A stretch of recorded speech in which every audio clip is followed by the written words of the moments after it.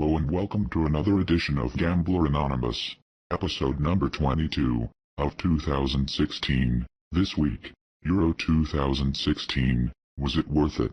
So Portugal are European champions and Cristiano watched on as his team lifted that coveted international trophy that has eluded and haunted him and his country for so long. This is a little misleading however, as they won one single game in 90 minutes out of the 7 games that they played in this tournament. Is that really what it takes to win a modern-day international football tournament?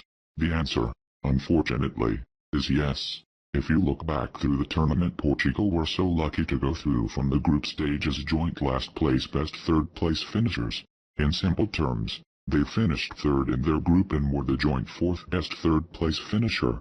4 teams who finished third went through to the knockout stages, a new concept for this tournament. Any other European Championship and they would have been out before the group stages. Now you cannot blame Portugal for this as they did not create the tournament format. That was down to UEFA, but a lot of concerns were raised about the format before the tournament had even begun. I feel these concerns were justified as the tournament progressed. The caliber of football seemed to be watered down and allowed lesser-known teams to advance, and not always because of good football. This proved good off the pitch and in the streets of France, where the fans made football what it is all about, but an adopted Icelandic clap in the stadia in replacement of a higher standard of football on the field would not be a swap most football fans would be willing to make.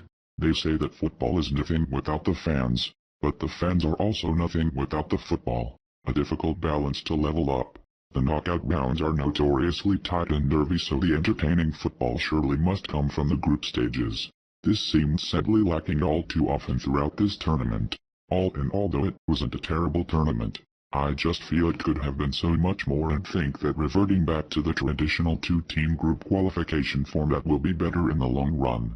Credit to Fernando Santos for learning from the Portuguese 2004 European Championship loss to Greece and applying a similar methodology to this tournament.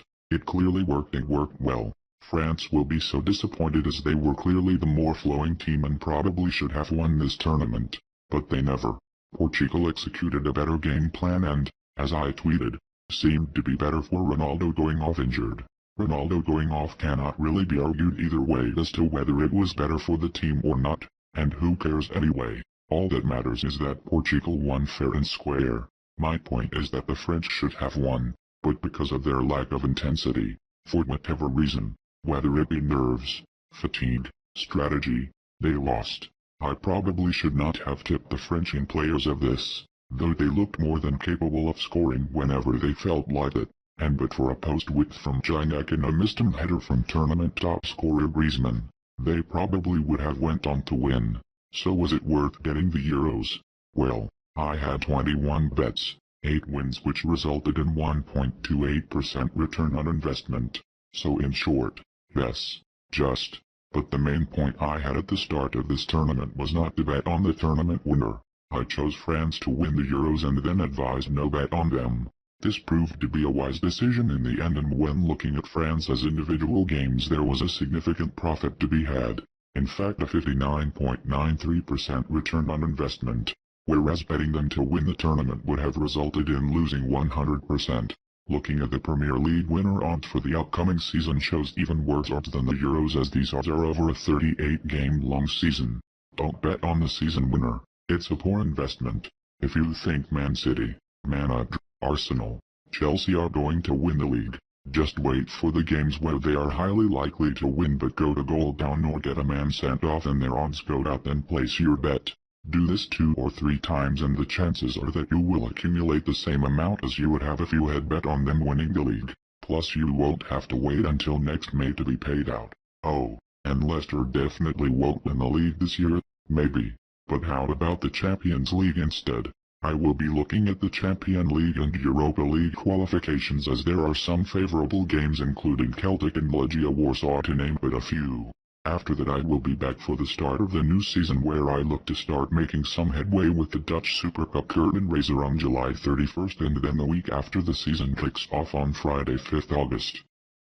As ever, be sure to follow on Twitter at Gamblernanonymous for all the latest in-play tips and updates. Please like the Gambler Anonymous Facebook page and +1 the Gambler Anonymous Google Plus page to make sure you never miss a post and receive the latest advice. Hit the subscribe button here to help support the Gambler Anonymous YouTube channel. That lets me know that you're interested in the content so that I will keep posting. Also feel free to leave a comment and remember to hit that like button. And be sure to sign up on the Gambler Anonymous website for extra content, updates and notifications of the latest upcoming posts. As always, gamble responsibly, as to not, is to lose. Thank you for watching and see you in the next episode. Invest in the game.